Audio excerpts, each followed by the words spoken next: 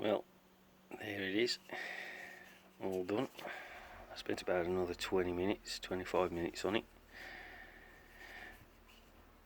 I don't know how to get that out because there's rust around the edges, but that's what it looks like.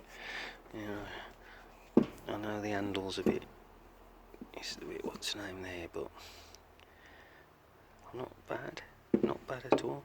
This is the other one they had, but they ain't got Thor Hammer Company on it, so I don't know if it's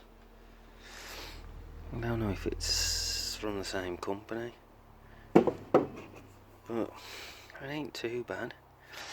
I mean, I've seen a guy doing one like this, and he paints this like with a black hammerite.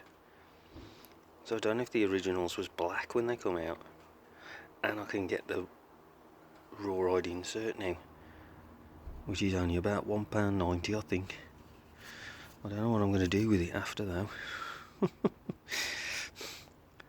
ain't too bad though, not too bad.